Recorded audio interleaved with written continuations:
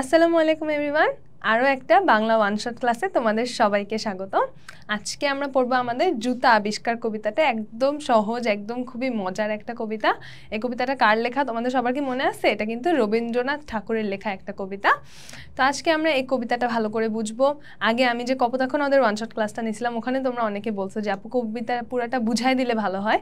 তো তোমরা যেহেতু চাচ্ছ, তাইলে এখন থেকে আমি যতগুলো কবিতার ক্লাস নেবো ইনশাল্লাহ সবগুলা ক্লাসে তোমাদের জন্য কবিতাটা একদম লাইন বাই লাইন এক্সপ্লেন করে দিব। তো তোমাদের যাদের কবিতা বুঝতে অসুবিধা হয়, আশা করি সেই অসুবিধাটা আর থাকবে না। তারপরে আমরা এই কবিতা থেকে কী কী সৃজনশীল কোয়েশ্চেন আসতে পারে, কী কী এমসিকিউ আসতে পারে, কী কী ইম্পর্টেন্ট তথ্যগুলো আছে যেগুলো আমাদের এমসিকিউর জন্য মনে রাখতে হবে, সেই সব কিছু পড়ে ফেলবো। আশা করি ছোট্ট একটা ক্লাসে তোমাদের একদম পুরাটা কভার হয়ে যাবে। কেউ যদি এক্সামের আগেও দেখতে বসে থাকো আর আগে কিছু না পড়ে থাকো, না বুঝে থাকো, আশা করি তোমাদেরও প্রবলেম হবে না, পুরাটা একদম ভালো করে বুঝে যাবা। আচ্ছা, প্রথমে আমার পরিচয় তো আশা করি তোমরা সবাই জানো, তাই এটা স্কিপ করলাম। আচ্ছা, তাহলে প্রথমে কি আমাদের একটা যখন আমরা কবিতা পড়বো, সেখানে সবচেয়ে ইম্পর্টেন্ট জিনিস কি জানো? সবচেয়ে ইম্পর্টেন্ট জিনিসটাই কিন্তু হচ্ছে কবিতার মূল কথা। অর্থাৎ তুমি যদি মনে করো যে কবিতাটা তুমি পড়ো নাই, কিন্তু তুমি হচ্ছে কবিতার মূল কথাটা জানো, বা কবিতায় যে গল্পটা আছে বা যে লেসনটা তোমার কবি দিতে চাইছেন সেটা জানো, সেক্ষেত্রে কিন্তু আমাদের যে বেশি মার্ক ক্যারি করার মতো যে কোয়েশ্চেন, অর্থাৎ আমাদের সৃজনশীলের গ এবং ঘ নাম্বার, ইভেন খ নাম্বার, এগুলো কিন্তু আনসার করতে পারবা। তাইলে এখানে আমাদের বইয়ে যেই মূল কথাটা দেওয়া আছে, এখানে আমি জাস্ট সেটাই দিয়ে রাখছি। এখন এইখানে ইম্পর্টেন্ট কথা কী কী আছে, এখানে তো পুরোটা গল্পটা বলা আছে, আমাদের কবিতার মধ্যে যে গল্পটা আছে সেই পুরো গল্পটা এখানে ইন শর্ট বলা আছে।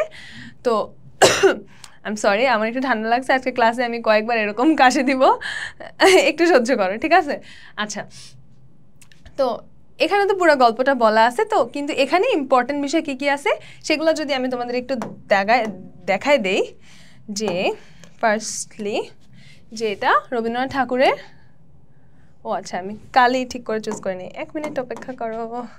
হলুদ কালি না, সবুজ কালি, ঠিক আছে।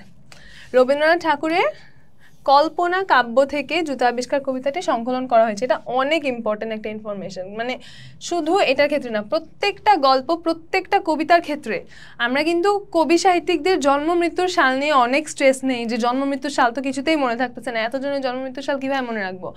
জন্ম মৃত্যুর সাল সবারটা মনে না রাখলেও চলবে। হ্যাঁ, জন্ম মৃত্যুর সাল থেকে কিন্তু প্রশ্ন কম আসে, বেশি আসে কোত্থেকে? যে এই কবিতা বা এই গল্পটা কোন বই থেকে নেওয়া হয়েছে। এটা খুবই খুবই ইম্পর্টেন্ট। তোমরা সবগুলা কবিতা গল্প কোন বই থেকে নেওয়া হয়েছে মনে রাখবা, ঠিক আছে? তাহলে এটা কোথা থেকে নেওয়া হয়েছে? কল্পনা কাব্য। ওকে, এখানে বাকি স্টোরিটা বলা আছে। তারপরে দেখো ইম্পর্টেন্ট কথা কি বলছে যে সাধারণ সমস্যার সমাধান সাধারণ বুদ্ধিতেই করতে হয়, জটিলভাবে করতে গেলে বিড়ম্বনাই বাড়ে। সমস্যা সমাধানে পদস্থ জনই যে অনিবার্য তাও নয়। অর্থাৎ পদস্থ জন মানে কি? অর্থাৎ যে একজন উচ্চ পদস্থ লোক, যার একটা বড় পদ আছে, একটা সমস্যার সমাধান যে তাকেই লাগবে ব্যাপারটা এমন না। একটা সাধারণ মানুষ, বা মনে করো তোমরা স্টুডেন্টরা, যে কেউ একটা সাধারণ সমস্যার সমাধান তার সাধারণ বুদ্ধি দিয়ে করতে পারে। এখন যারা পদস্থ তারা কি চেষ্টা করে যে একদম আমি অনেক হাম্বিতাম্বি করব, অনেক জটিলভাবে করব, কোনো দরকার নেই। মানে অধিকাংশ পরিস্থিতিতেই এই ধরনের সমস্যা সমাধানের জন্য এই ধরনের কাজের দরকার হয় না। কি দরকার? একদম সাধারণ বুদ্ধিতে সহজভাবে চিন্তা করে। এখানে এই কবিতাটায় মূলত এই যে সহজভাবে, সাধারণভাবে যে চিন্তা করা, এইটার গুরুত্বটাই বোঝানো হয়েছে। যে মানুষ যে সব কিছুকে অনেক কঠিন করে ফেলতে চায়, জটিল করে ফেলতে চায়, বা নিজেদের কারিগরি দেখানোর জন্য বা নিজেদের দক্ষতা দেখানোর জন্য সব কিছু জটিল করে করতে চায়, এই ব্যাপারটা ঠিক না, এবং এই ব্যাপারটা প্রয়োজনীয় না, বরং এতে আরও বেশি ঝামেলা বাড়ে। এইটাই আমরা এই কবিতাটায় দেখি। তো আমাদের সৃজনশীলে কিন্তু এই ধরনের প্রশ্নই আসবে। হ্যাঁ, আচ্ছা, পদস্থ জনি যে অনিবার্য তাও নয়, এই যে এই লাইনটা কিন্তু অনেক ইম্পর্টেন্ট। দেখো, সাধারণের দ্বারাও অসাধারণ কৃত্য সম্পাদিত হতে পারে, কবিতায় তাই মূর্ত হয়ে উঠেছে। এই যে এইটা আমাদের ঘতে দিতে পারে, যে সাধারণের দ্বারাও অসাধারণ কৃত্য সম্পাদিত হতে পারে, উদ্দীপক ও কবিতার আলোকে ব্যাখ্যা করো। অথবা এটা খ নাম্বারেও আসতে পারে যে এই লাইনটা ব্যাখ্যা করো। তাহলে এটা আমাদের খ বা ঘয়ের জন্য অনেক ইম্পর্টেন্ট। মনে করো যদি খতে আসে, তাহলে আমরা কিভাবে লিখবো?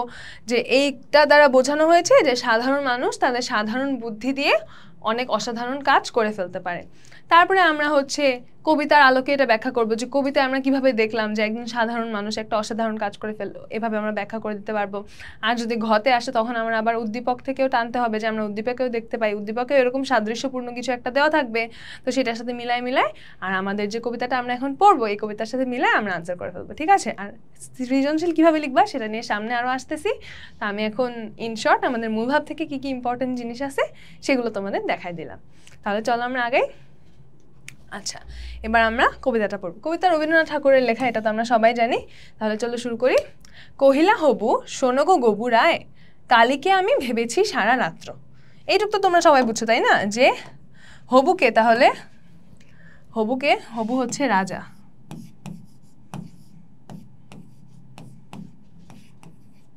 যদি তোমাদের কারো এই বিষয়ে কনফিউশন থাকে যে আসলে কে রাজা কে মন্ত্রী, এখনই দেখে নাও ভালো করে। আর গবু হচ্ছে মন্ত্রী, ঠিক আছে? কালীকে আমি ভেবেছি সারা রাত্র, মলিন ধুলা লাগিবে কেন পায়, ধরণী মাঝে চরণ ফেলা মাত্র। অর্থাৎ আমি, ধরণী মানে কি বলতো? ধরণী মানে হচ্ছে পৃথিবী।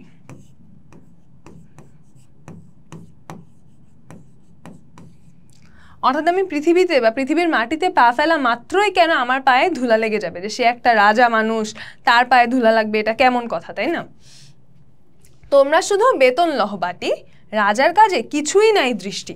অর্থাৎ তোমরা সবাই শুধু তোমাদের বেতনটা ভাগাভাগি করে নাও, অর্থাৎ নিজের যতটুকু টাকা পাওয়ার কথা সেই টাকাটা তোমরা নিয়ে নাও, মাসে মাসে বেতন নাও, কিন্তু তোমাদের এই বেতন পাওয়ার জন্য যে কাজটা করার কথা সেই কাজের প্রতি তোমাদের কারো কোনো মনোযোগ নেই। আচ্ছা, এরপরে কি? ধুলার বেগে কাশিয়া মরে লোক, ধুলার মাঝে নগর হলো উজ্জ মানে কি? উজ্জ মানে হচ্ছে অস্পষ্ট বা ঝাপসা। অর্থাৎ নগরে এত ধুলায় ভরে গেছে যে নগরটা একদম ঝাপসা হয়ে গেছে বা অস্পষ্ট হয়ে গেছে, কেউ আর স্পষ্ট করে কিছু দেখতে পাচ্ছে না। কহিল রাজা করিতে ধুলা দূর, জগৎ হলো ধুলায় ভরপুর। অর্থাৎ তোমরা ধুলা দূর তো করতে গিয়ে দূর তো করলাই না, বরং তোমরা পুরো জগৎটাকে একদম ধুলা দিয়ে ভরপুর করে দিছো। তারপর কি করলো তারা?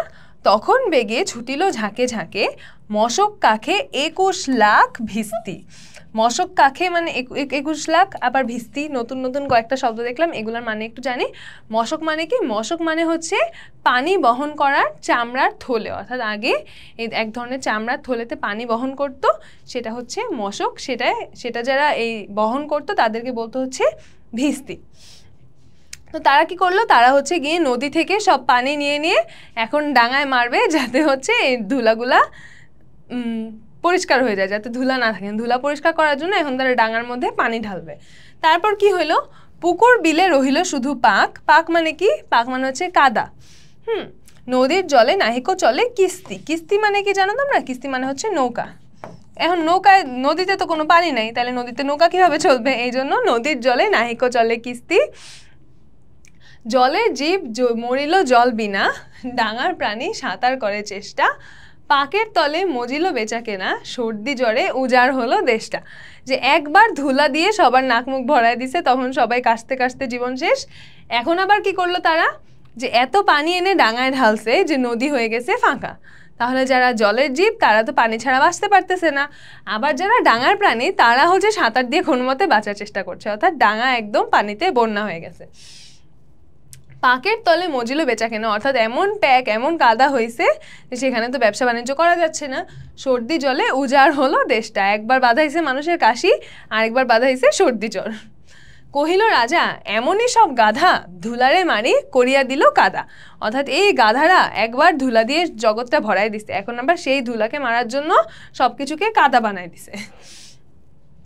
আবার সবে ডাকিল পরামর্শে, বসিল পুনঃ যতে গুণবস্তু।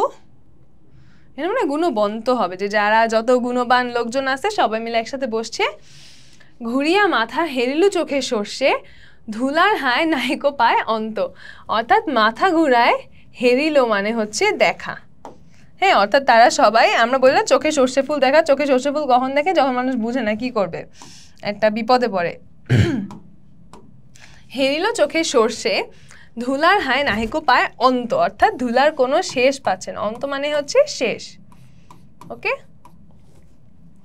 কহিল মহি মাদুর দিয়ে ঢাকো, ফরাস পাতি করিব ধুলা বন্ধ। কহিল কেহ রাজারে ঘরে রাখো, কোথাও যেন না থাকে কোনো, এটা হবে রন্ধ্র, রন্ধ্র মানে হচ্ছে ছিদ্র। খুবই দুঃখিত, আরেকবার কাশি দিলাম। আচ্ছা, তারপরে কেউ ধুলার কোনো শেষ পাচ্ছে না, তারপর কি কহিল মহি, মহি মানে কি জানো? মহি মানে হচ্ছে পৃথিবী, অর্থাৎ এখন পুরো পৃথিবীটাই আমরা মাদুর দিয়ে ঢেকে দেই। যদি পুরো পৃথিবী মাদুর দিয়ে ঢেকে দেই তখন তো আর আমাদের কোনো ধুলা রাজার পায়ে লাগবে না। ফরাসপাতি, ফরাস মানে কি জানো? ফরাস মানে হচ্ছে কার্পেট, কার্পেট বা মাদুর, এখানে বলছে না মাদুর দিয়ে ঢাকবে। কহিল কেহ রাজারে ঘরে রাখো, কোথাও যেন না থাকে কোনো রন্ধ্র, যে রাজাকেই আমরা ঘরে বন্দি করে রাখি, তাহলে তো আর কোনো ধুলা ঢুকতে পারবে না, তাহলে তো আমাদের সমস্যার সমাধান হয়ে যায়। ধুলার মাঝে না যদি দেন পা, তাহলে পায়ে ধুলা তো লাগে না। কি যে বুদ্ধি এক একজনের, আল্লাহ, যে এখন তারা রাজারেই বন্দি করে রাখবে যে আপনি ধুলার মধ্যে পাই দিবেন না, তাইলে তার আপনার পায়ে ধুলা লাগবে না। তারপর কি বলল? কহিল রাজা সে কথা বড় খাঁটি, কিন্তু মোর হতেছে মনে সন্দেহ, মাটির ভয়ে রাজ্য হবে মাটি, দিবস রাতি রহিলে আমি বন্ধ। যে হ্যাঁ, তোমরা কথা তো ঠিকই বলছো, কিন্তু আমার তো এটা নিয়ে একটা সন্দেহ হচ্ছে। সন্দেহ মানে কি? সন্দেহ মানে হচ্ছে সন্দেহ। তার কি সন্দেহ হচ্ছে? মাটির ভয়ে রাজ্য হবে মাটি। এটা কিন্তু একটা ইম্পর্টেন্ট লাইন, দেখো লাইনটা সুন্দর না? যে দুইবার বলছে মাটির ভয়ে রাজ্য হবে মাটি। এখানে এই মাটি মানে কি? এই মাটি মানে হচ্ছে যে ধুলা নিয়ে আমাদের সমস্যা, সেই ধুলা। আর এই মাটি মানে কি? এই মাটি মানে হচ্ছে যে ধ্বংস বা শেষ। যে আমরা মনে করো কোনো একটা প্ল্যান করছি, তারপর সেটা না হলে আমরা বলি না যে আমাদের সব প্ল্যান মাটি হয়ে গেল, সব আশা মাটি হয়ে গেল। তো এখানে সেই ধ্বংস বোঝানো হয়েছে, যে মাটির ভয়ে রাজ্য হবে মাটি, অর্থাৎ আমি ধুলা থেকে দূরে থাকার জন্য ঘরে বন্ধ থাকলে আমার রাজ্যটাই দেখা যাবে মাটি হয়ে যাবে, অর্থাৎ রাজ্যটাই ধ্বংস হয়ে যাবে। কারণ রাজা তো অলরেডি দেখতেছেন তার মন্ত্রী, তার সভাসদরা কত এক একজন বিশাল গুণী লোক, কত গুণ তাদের, সেটা তো রাজা দেখতেছেনই, তাই রাজা এই কথা বলছে।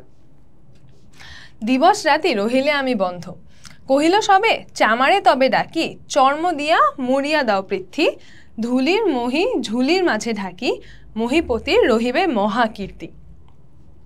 তারপর কি বললো? যে তাহলে চামারে ডেকে, চামার মানে কি? চামার মানে হচ্ছে যারা চামড়ার কাজ করে। চর্ম দিয়া মুড়িয়া দাও পৃথ্বী, পৃথ্বী মানে কি? পৃথ্বী মানে কিন্তু পৃথিবী।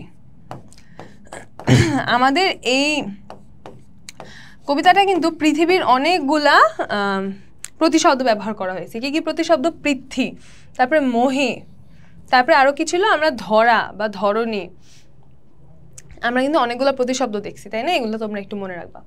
মহিপতির রহিবে মহাকীর্তি, মহিপতি মানে এখানে কাকে বোঝানো হয়েছে? মহিপতি বলতে কিন্তু এখানে আমাদের রাজাকে বোঝানো হয়েছে। মহি মানে পৃথিবী, আর পতি মানে কি বোঝায়? যে এটার মনে করো মালিক বা এটার। এখন এখানে তারা এই মহিপতি বলতে এমন বোঝানো হয় যে হচ্ছে পুরা পৃথিবীর একদম ক্ষমতাধর বা পুরা পৃথিবীর রাজা, এরকম। কিন্তু সে রাজাকে একটু তেলতুল মারার জন্য এভাবে বলছে যে মহিপতি, অর্থাৎ পুরা পৃথিবীর রাজা, তার একটা মহাকীর্তি থেকে যাবে। কহিল সবে হবে সে অবহেলে, আমি খুবই দুঃখিত, এতবার কাশি দিচ্ছি, তোমাদের ডিস্টার্ব করতেছি। যোগ্য মতো চামার যদি মেলে, আচ্ছা ঠিক আছে, সেই কাজও করা যাবে যদি যোগ্য মতো চামার পাওয়া যায় সেরকম। রাজার চর ধাইল হেথা হোথা, ছুটিল সবে ছাড়িয়া সব কর্ম, যোগ্য মতো চামার নাহি কোথা, না মিলে এত উচিত মতো চর্ম। এবার রাজার চর হচ্ছে এখানে ওখানে আবার দৌড়াদৌড়ি শুরু করছে, সব কাজ কাম ছেড়ে, যে এখন এই ব্যবস্থা করতে হবে। কি ব্যবস্থা? যে চামার লাগবে আর চামড়া লাগবে, কিন্তু কোনোটাই তো পাচ্ছে না, পুরো পৃথিবী ঢেকে দেওয়ার মতো চামড়াও নাই, আর এত এক্সপার্ট চামারও তো নাই, কারণ এমন কাজ করে তো আমাদের চামাররা এক্সপিরিয়েন্সড না, তাই না? তারপর কি? তখন ধীরে চামার কুলপতি কহিল এসে ঈষৎ হেসে বৃদ্ধ, বলতে পারি করিলে অনুমতি, সহজে যায় হে মানস হবে সিদ্ধ। চামার কুলপতি মানে কি? কুল মানে কি? কুল মানে হচ্ছে বংশ। তো আগে এরকম ছিল যে এক একটা বংশের লোকজন এক এক কাজ করতো। কোনো বংশের লোকজন হয়তো শুধু নাপিত হইতো, চুল কাটতো, কোনো বংশের লোকজন শুধু এরকম চামার হইতো, চামড়ার কাজ করতো। তো চামার কুলপতি মানে হচ্ছে চামারদের যেই বংশ বা চামারদের যেই গোত্র, সেটার যিনি নেতা বা সেটার যিনি প্রধান, তিনি এসে বললেন কি, যে আমাকে যদি অনুমতি দেন তাহলে আমি এমন একটা বুদ্ধি বলতে পারি যাতে সহজেই আপনাদের ইচ্ছাটা পূরণ হবে। নিজের দুটি চরণ ঢাকো তবে, ধরণী আর ঢাকিতে নাহি হবে। যে আপনি যদি নিজের পা দুইটাই ঢেকে দেন তাহলে তো আর পুরা পৃথিবীটা ঢাকতে হবে না, তাই না? তখন তো আপনার পায়ে এমনিতেই হচ্ছে আর কোনো ধুলা লাগবে না। কহিল রাজা, এত কি হবে সিধে, ভাবিয়া মোল সকল দেশ শুদ্ধ। মন্ত্রী কহে, ব্যাটারে শুল বিধে, কারার মাঝে করিয়া রাখো রুদ্ধ। যে সে তো একদম সহজ একটা বুদ্ধি দিছে। এখন এই যে সবার যে মনে হয় যে বিশাল হামতাম করতে হবে একটা কিছুর জন্য, বিশাল একটা কর্মযোগ্য বাধায় দিতে হবে, অনেক কঠিনভাবে কাজ করতে হবে, এখন কেউ সহজ কাজ দিছে, মনে হচ্ছে এত সহজে কি আর এই কাজ হবে, এত সহজে তো এই কাজ হওয়ার কথা না। তো মন্ত্রী তো আরো খেপে গেছে, হ্যাঁ আমি এত চেষ্টা করে করতে পারতেছি না আর তুই এত সহজে করে ফেলবি, এটা তো হইতে দেওয়া যাবে না। মন্ত্রী কিন্তু বুঝা ফেলছে যে এমনি কাজ হবে, কিন্তু মন্ত্রী তো নিজে যে আসলে একটা কাজের লোক না, নিজে যে একটা অকাজের লোক, আর একজন সাধারণ লোকে সেই সমস্যার সমাধান করে দিবে এটা তো আর মন্ত্রী মেনে নিতে পারতেছে না। এই জন্য মন্ত্রী বলছে এই লোকটাকে শুলে বিধে কারার মধ্যে বন্দি করে রাখো। রাজার পদ চর্ম আবরণে ঢাকিল বুড়া বসিয়া পদপান্তে। অর্থাৎ রাজার পদ মানে কি, পদ মানে পা, চর্ম মানে চামড়া, যে তখন ওই বৃদ্ধ লোকটা রাজার পায়ের কাছে বসে চামড়া দিয়ে রাজার পাটাই মুড়ে দিল। মন্ত্রী কহে, আমারও ছিল মনে, কেমনে বেটা পেরেছে সেটা জানতে। কিছু লোক থাকে না, একটা মনে করো কিছু একটা হইলে এরপরে বলে, হ্যাঁ আমি তো এটা আগেই জানতাম, আমি তো এটা আগেই বুঝছিলাম। মন্ত্রী হচ্ছে এরকম লোক, যে এই বুড়া লোক এসে যখন এই সমস্যাটা সমাধান করে দিছে, রাজাকে জুতা বানাই দিছে, মন্ত্রী বলে, হ্যাঁ আমি তো এটা আগে থেকেই জানতাম, এই বেটা এটা কিভাবে বুঝলো, আমার বুদ্ধিটা সেই মাথার ভিতরে কপি করে এখানে রাজাকে ইমপ্রেস করতে চলে আসছে। সেদিন হতে চলিল জুতা পরা, বাঁচিল গবু, রক্ষা পেল ধরা। অর্থাৎ সেদিন হইতেই পৃথিবীতে জুতা পরার চল আসছে, তখন গবু অর্থাৎ আমাদের মন্ত্রীও বেঁচে গেছে, আর রক্ষা পেল ধরা অর্থাৎ পৃথিবীও রক্ষা পাইছে। তাহলে আমরা কবিতাটা সবটা বুঝে ফেললাম। এবার আমরা দেখব যে আমরা সৃজনশীলে কি কি ধরনের প্রশ্ন আসতে পারে এবং আমরা কিভাবে সেটা একদম ইজিলি আনসার করতে পারি। তাহলে আমাদের সৃজনশীলে কি আসতে পারে, দেখো উদ্দীপকের সাথে সাদৃশ্য বা বৈসাদৃশ্য। আমরা সবাই জানি গ নাম্বারে এরকমই কোশ্চেন আসে, তাই না? সবসময় একটা উদ্দীপক দেয়া থাকে, উদ্দীপকে হয়তো কোনো একটা গল্প বলা থাকবে, এই যে এরকমই মানে এটার সাথে মিল আছে এমন কিছুই হয়তো থাকবে, যে কেউ একজন একটা কিছু করতে চাইছে, তারপরে হয়তো অন্য কেউ একজন সেটা নিয়ে অনেক বিশাল কর্মযজ্ঞ বাধাই দিছে যেটা অনেক সহজেই করা যাইতো, বা হয়তো যারা হচ্ছে সাধারণ মানুষ বা যারা সমাজের একটু মনে করো যে দরিদ্র মানুষ, তাদের বুদ্ধি বা তাদের প্রতিভাটাকে হয়তো কেউ প্রকাশ হইতে দিচ্ছে না, বা কেউ একটা কাজ করার পরে সেই কাজের ক্রেডিট অন্য কেউ নিয়ে নিচ্ছে, এরকম অনেক ধরনের সিনারিও কিন্তু আমাদের উদ্দীপকে দিতে পারে। তো সেখান থেকে আমাদের গ নাম্বারে বলবে যে উদ্দীপকের সাথে গল্পের সাদৃশ্য বা বৈসাদৃশ্য কী আছে সেটা ব্যাখ্যা করো। তো তখন আমরা কি করব, আমরা প্রথমে এটা সবাই মনোযোগ দিয়ে শুনবা, ঠিক আছে? আমি তোমরা হয়তো এটা একটা ভিডিও আগেও দেখছো, বাট যদি না দেখে থাকো এখন মনোযোগ দিয়ে শুনো, যে কোয়েশ্চেনের সবসময় আমরা যে প্রথম লাইনটা সেই লাইনে আমরা সুন্দর করে বলবো যে এখানে মূল সাদৃশ্যটা হচ্ছে এইটা বা মূল বৈসাদৃশ্যটা হচ্ছে এইটা। শুধু সাদৃশ্য রয়েছে এটা লিখেই শেষ করে দিব না, ঠিক আছে? সবাই এটা মাথায় ঢুকায় নাও, ওকে? তোমরা যদি ফার্স্ট লাইনে আনসারটা লিখো তাহলে কিন্তু তোমার টিচার তোমাকে নর্মালি যদি 2 দিত, এটা দেখা তোমাকে 3 দিবে। হ্যাঁ, কারণ কোনো টিচার তোমার পুরাটা খাতা না পড়ে দেখে না, বুঝছো? তোমরা যদি কেউ মনে করো তোমাদের মা বা টিচার থেকে থাকে, তখন দেখবা যে কীভাবে শেষ করে খাতা কাটে। তো তারা কখনোই তোমার পুরাটা আনসার পড়বে না, তারা কী পড়বে, তুমি কী লিখছো এটা বোঝা যাবে তারা দেখলে। তো তুমি যদি ফার্স্ট লাইনেই সুন্দর করে লিখে দাও, তখন কিন্তু তোমার টিচার খাতা দেখেই বুঝবে যে আচ্ছা তুমি জানো যে তুমি কী লিখতেছো। কারণ সৃজনশীলে কিন্তু অনেক আজে বাজে কথা লেখা যায়, এটা আমরাও জানি, আমাদের টিচাররাও জানে। হ্যাঁ, তো যাতে টিচারের মনে না হয় যে তুমি আজে বাজে কথা লিখছো, এই জন্য আমরা শুরুতেই আনসারটা একদম পয়েন্ট টু পয়েন্ট লিখে দিব, ওকে? আর আমাদের ঘ নাম্বারে কি থাকে, ঘ নাম্বারে তো সবসময় এমন থাকে যে উদ্দীপকটি হচ্ছে কবিতার সম্পূর্ণ প্রতিনিধিত্ব করে না কি করে না। তো এখানে এরকম কি সিনারিও থাকতে পারে, যেটা বললাম যে উদ্দীপক কেমন থাকবে, এখানে হয়তো কোনো একটা বৈসাদৃশ্য দিয়ে দিবে বা কোনো একটা ছোট পার্টের সাথে মিল থাকবে, তখন আমরা কি বলবো, সম্পূর্ণ প্রতিনিধিত্ব করে না। কেন? কারণ আমাদের কবিতায় ঘটনা হচ্ছে এই পুরো ঘটনাবলীটাই আমরা ব্যাখ্যা করব, কিন্তু উদ্দীপকে শুধু এই দিকটাই প্রকাশ পাইছে, তাই হচ্ছে সম্পূর্ণ প্রতিনিধিত্ব করে না। আর তেমন কঠিন কিছু তো নাই, সৃজনশীল লেখা একদমই সহজ একটা কাজ, খালি সুন্দর করে একটু লিখবা তাইলেই হয়ে যাবে। আমি তোমাদের যেটা আগেও বলছি যে এই লাইনটা কিন্তু অনেক ইম্পর্টেন্ট, সাধারণের দ্বারা অসাধারণ কাজ সম্পাদিত হতে পারে, এইটা থেকে কিন্তু আমাদের কোয়েশ্চেন দিয়ে দিতে পারে, ঠিক আছে? তো এইটা আমরা একটু সুন্দর করে গুছাই লিখবো, যে সাধারণ মানুষ দেখে তাকে যে সবসময় আমরা অবহেলা করব, বা তাকে অনেকে সবসময় অবহেলা করে, এই কাজটা ঠিক না। কারণ যে কোনো একটা কাজ করার সময় যে জিনিসটাকে কঠিন করে করতে হবে, জিনিসটাকে একটা বিশাল কর্মযোগ্য বাধাই দিয়ে করতে হবে, ব্যাপারটা তো এমন না। একটা সাধারণ কাজ একটা সাধারণভাবেই করা যায়, একটা সাধারণ উপায়ে করা যায়, এবং যারা সাধারণ মানুষ তারা একটা সাধারণ বুদ্ধিতে সহজ বুদ্ধিতে সেই কাজটা করতে পারে। তো সেই জন্য আর আমরা আমাদের কবিতায় সেটা দেখতে পাই। এখন কবিতায় সেটা কীভাবে দেখতে পাই সেটা নিয়েও একটু ব্যাখ্যা করবা, তাইলে আমাদের আনসার মোটামুটি হয়ে যাবে। এবার চলো আমরা এমসিকিউতে চলে যাই। এখন এমসিকিউতে আমরা এই যে আমাদের যত ইম্পর্টেন্ট ইনফরমেশনগুলো আছে এগুলো সব আমরা এমসিকিউ গো থ্রু করার সময় এমনি আমাদের পড়া হয়ে যাবে, ঠিক আছে? তাহলে আমাদের লেখক কী ছিল? আমার লেখক কে ছিল? আমাদের লেখক কিন্তু ছিলেন রবীন্দ্রনাথ ঠাকুর। মানে রবীন্দ্রনাথ ঠাকুর কত সালে নোবেল পুরস্কার লাভ করেন? 1913 সালে। এটা আমরা সবাই একটু মনে রাখবো, ঠিক আছে? এটা কিন্তু একটা ইম্পর্টেন্ট ইনফরমেশন যে রবীন্দ্রনাথ ঠাকুর কিন্তু প্রথম বাঙালি যিনি নোবেল পুরস্কার পেয়েছেন সাহিত্যে। তাহলে তিনি কত সালে পান? 1913 সালে। এই দেখো এখানে আরও কিছু কথা বলা আছে যে তার জন্ম, তারপরে তার মৃত্যু, তার প্রথম কাব্যগ্রন্থ কবে প্রকাশিত হয়? 1876 সালে। তারপরে হচ্ছে তিনি পূর্ববঙ্গে আসেন কবে? 1890 সালে। আর নোবেল কবে পান সেটাও দেওয়া আছে 1913। তার জন্ম মৃত্যুটা আমরা কীভাবে মনে রাখবো? দেখো 1861, 1941, তাই না? 18, 19, 61, 41। তোমরা এইটুকু মুখস্থ করো, মুখে মুখে 3 বার বলো আমার সাথে, দেখবে মুখস্থ হয়ে গেছে। 18, 19, 61, 41। তাইলে আমরা কীভাবে লিখবো? দেখো 18, 19, 61, 41। আমি তোমাদের শুভা পড়ানোর সময়ও এই জিনিস শিখাইছি। দেখো এমনি বললে, দেখো 61, 41 সব এক এক না, একটা মিল আছে, এই জন্য এমনি বললে মনে রাখা ইজি, বুঝছো? এমনি একটু মনে রাখা ট্রাই করবা। পণ্ডিতের মুখ চুন হয়েছিল কেন বলো তো? কেন হয়েছিল? কারণ হচ্ছে এই যে রাজার কথা শুনে, তাহলে কোনটা হবে? যে মৃত্যুর ভয়ে ভীত হওয়ায়, করণীয় খুঁজে না পাওয়ায়, দায়িত্বে অবহেলা করায়, মন্ত্রীর আদেশ শুনে। মৃত্যুর ভয়ে ভীত হয়, অর্থাৎ রাজা বলছিল না যে শীঘ্র এর করিবে প্রতিকার, নইলে কারো রক্ষা নাই। আর রাজা কিন্তু সবাইকে জীবনের হুমকি দিয়েছিল। আমি তোমাদের লিখে দিলাম না যে রাজা হচ্ছে এই কথা বলে হুমকি দিছে, তাই এই হুমকি শুনে পণ্ডিতের মুখ চুন হয়ে গেছে। বন্ধু অ্যান্টোনিওর জন্য জামিন হয়ে বাসানিও সুদখোর শাইলকের কাছ থেকে মোটা অঙ্কের টাকা ধার আনে। এ সময় শর্তে উল্লেখ থাকে যে নির্দিষ্ট সময়ের মধ্যে উক্ত টাকা ফেরতদানে ব্যর্থ হলে শাইলক বাসানিওর বুকের 1 পাউন্ড মাংস কেটে নেবে।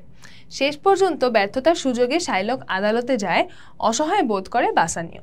এমন সময় এক তরুণ উকিল বলেন শাইলক ঠিক 1 পাউন্ড মাংস কাটতে পারবেন, কম বেশি নয়, এবং শর্তে উল্লেখ না থাকায় কোনো রক্ত থাকতে পারবে না। বুঝতে পারছি আমরা যে কি বলছে? যে এরকম যে কোনো একটা ডিল হয়েছে। ডিল কি হয়েছে? যে যদি একজন আরেকজনকে টাকা ফেরত দিতে না পারে, তাহলে যে ফেরত দিতে পারে নাই তার বুকের 1 পাউন্ড মাংস কেটে নেবে, ঠিক আছে? এখন তারপর সে তো হেরে গেছে, সে টাকাটা দিতে পারে নাই, তো এখন সে বলছে তার বুকের মাংস কেটে নেবে। পরে এক তরুণ উকিল গিয়ে বলছে যে ঠিক আছে আপনি 1 পাউন্ড মাংস নেবেন, ঠিক আছে, ঠিক 1 পাউন্ডই হইতে হবে, এবং যেহেতু এই শর্তে উল্লেখ নাই কোনো রক্তের কথা, তাহলে আপনি কোনো রক্ত যাতে বের না হয় এমনভাবে কাটবেন। তেমনভাবে তো কাটা সম্ভব না। এখন উকিল কি করলো? উকিল একটা বুদ্ধি খাটাইলো, তাই না? তাইলে কার সাথে মিল আছে বলো তো? আমাদের একজন চালাক লোক কে ছিল? আমাদের জুতা আবিষ্কার কবিতায় চালাক লোক কিন্তু ছিল চামার, তাই না? সে কিন্তু এসে একটা সমস্যাটা সমাধান করে দিছে। এখানে আমাদের সমস্যার সমাধান কে করছে? এখানে সমস্যার সমাধান করছে উকিল। তাই আমাদের আনসার কি হবে? আনসার হবে চামার। ওকে,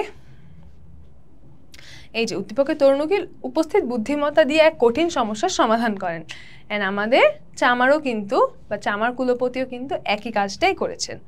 ওকে, শেষের কবিতা কোন ধরনের রচনা? এটা কিন্তু অনেক কমন একটা প্রশ্ন, এটা বিশেষ পরীক্ষায় আসে, জানো? শেষের কবিতা কোন ধরনের রচনা? শেষের কবিতা দেখে তো আমরা খুশি হয়ে ভাবি আচ্ছা এটা তো কবিতা, কিন্তু না, শেষের কবিতা কিন্তু একটা উপন্যাস। এখন আমরা দেখি রবীন্দ্রনাথ ঠাকুরের আর কি কি আছে, তার কাব্য কি কি আছে? মানসী, সোনাতরী, চিত্রা, চৈতালি, খনিকা, নৈবেদ্য, গীতাঞ্জলি, এই সবগুলো কি আমাদের বইয়ে আছে? বইয়ে যেগুলো আছে তোমরা খালি সেগুলোই মনে রাখবে, ঠিক আছে? এতগুলো মনে রাখার দরকার নেই। তারপরে এখানে তার উপন্যাস কি আছে সেগুলোর নামও দেওয়া আছে, তোমরা স্লাইড থেকে পড়ে নিতে পারবা। আচ্ছা, যে রাজ্যে মোর একই অনাসৃষ্টি, শীঘ্র এর করবে প্রতিকার, নহিলে কারো রক্ষা নাহি আর। জুতা আবিষ্কার কবিতায় রাজার এই কথায় কার মুখ চুন হয়েছিল? আমরা কিন্তু একটু আগে এটা আরেকবার দেখছি এমসিকিউতে, তাই না? তাহলে এটা কিন্তু ইম্পর্টেন্ট যে কার মুখ চুন হয়েছে। পণ্ডিতের হইল মুখ চুন, পাত্রদের নিদ্রা নাহি রাত্রে, ঠিক আছে? তাইলে আর গায়ে ঘাম বইতেছিল কার বলো তো? যে শুনিয়া গবু ভাবিয়া হলো খুন, দারুণ ত্রাসে ঘর্ম বহে কাতরে। অর্থাৎ গবুর শরীর দিয়ে ঘাম যাচ্ছিল, আর পণ্ডিতের হইল মুখ চুন, পাত্রদের নিদ্রা নাহি রাত্রে। তাহলে পণ্ডিতের মুখ চুন হয়ে গেছে। জুতা আবিষ্কার কবিতায় কার পাকা দাড়ি ভেসেছিল? কার পাকা দাড়ি বলতো, এটা কিন্তু আমি তোমাদের বলছিলাম। দাঁড়া, লাইনটা কি জানি, অশ্রু জলে ভাষায় পাকা দাড়ি, কহিলা গবু হবুর পাদপদ্মে, কি জানি যে ওই যে পদধূলা কিভাবে পাবো, হ্যাঁ হ্যাঁ হ্যাঁ আচ্ছা লাইনটা আমি ভুলে গেছি। তাইলে কার হচ্ছে পাকা দাড়ি ভাসছিল? আমাদের মন্ত্রী গবুর। ঠিক আছে, সে হচ্ছে ওই যে এক্সকিউজ দেওয়ার জন্য, যে দেখেন আমি আপনার পায়ে ধুলা কিভাবে পাবো, এটা বলার জন্য পাকা দাড়ি জলে ভাসায় দিছে কাঁদতে কাঁদতে। জুতা আবিষ্কার কবিতায় পদধূলা বলতে কি বোঝানো হয়েছে? আশীর্বাদ। এটা তো আমি তোমাদের বলেই দিছি। কত পিপে নস্য ফুরালো? কত পিপে তোমরা বলো আগে, 1 2 3 বলার সময় শেষ। 19 পিপে নস্য। ওকে, কতগুলো ঝাঁটা ক্রয় করা হয়েছিল বলো তো? কতগুলো ঝাঁটা? সকলে মিলে যুক্তি করি শেষে কিনিল ঝাঁটা 17.5 লক্ষ। কতটি ভিস্তি ছুটে এলো? মশক কাখে 21 লাখ ভিস্তি। তাহলে 21 লাখ। পৃথিবীকে কি দিয়ে ঢাকতে বলা হয়েছে? কহিল মহি মাদুর দিয়ে ঢাকো। তাহলে পৃথিবীকে কি দিয়ে ঢাকবে? মাদুর দিয়ে। মাটির ভয়ে রাজ্য হবে মাটি, এখানে কি বোঝানো হয়েছে? কি বোঝানো হয়েছে? আমি বলছিলাম যে রাজ্য ধ্বংস হয়ে যাবে বা রাজ্য আর চলবে না, তাহলে রাজ্য অচল হয়ে যাবে। আমারও ছিল মনে কেমনে বেটা পেরেছে সেটা জানতে। কি জানতে পেরেছে? চামড়া দিয়ে চরণ ঢেকে ফেলা। ওই যে আমাদের চামার কুলপতি যখন এসে রাজার পা হচ্ছে জুতা পরায় জুতা বানায় দিল, তখন হচ্ছে মন্ত্রী এই কথা বলছে, হ্যাঁ এই বুদ্ধি তো আমারও মাথায় ছিল, এই বেটা কেমনে বুঝলো? আমারও ছিল মনে। কে বলেছিল? মন্ত্রী গবুচন্দ্র রায় বলেছে, এটা তো আমরা সবাই জানি। শিকারীর জাল থেকে কোনোভাবেই রেহাই পাচ্ছিল না সিংহ। এই কবিতাটা আমরা এই গল্পটা আমরা একদম ছোটবেলায় পড়ছি না? মানে কত ছোটবেলায় পড়ছি, অনেক ছোটবেলায় পড়ছি। মানে আমি একদম ছোটবেলায় যে কয়েকটা গল্প শুনেছি তার মধ্যে হচ্ছে এই সিংহ আর ইঁদুরের গল্প একটা ইংলিশ বইয়ে ছিল মনে হয়, তাই না? এটা বাঘ শিয়াল হরিণ সবাই ভয়ে পালালো, অবশেষে এক নেংটি ইঁদুরের সাহায্যে প্রাণ বাঁচলো সিংহের। নেংটি ইঁদুরের সাথে তুলনীয় চরিত্র কোনটি? কোন চরিত্র বলো? যে হচ্ছে বিপদ থেকে রক্ষা করে, যে সমস্যার সমাধান করে।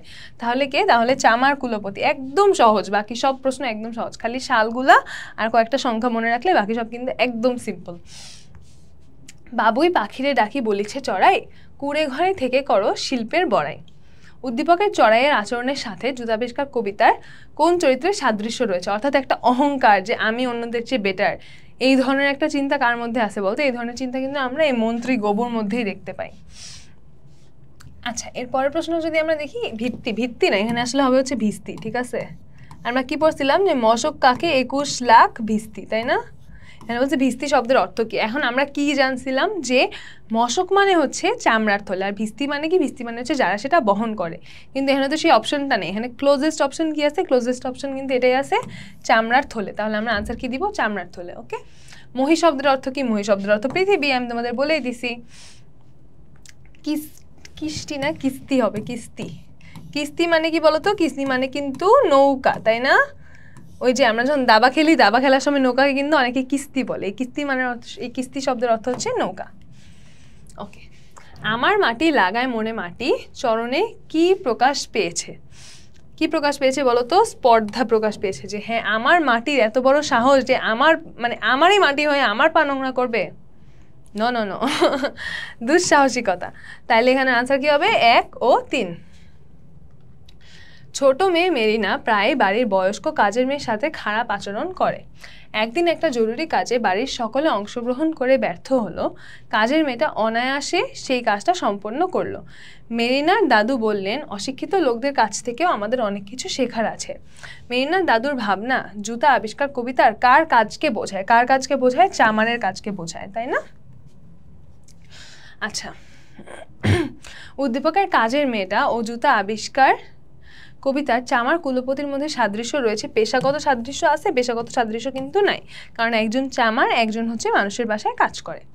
তাহলে বুদ্ধিগত সাদৃশ্য এবং অভিজ্ঞতার সাদৃশ্য। তাহলে আনসার কি হবে? 2 ও 3।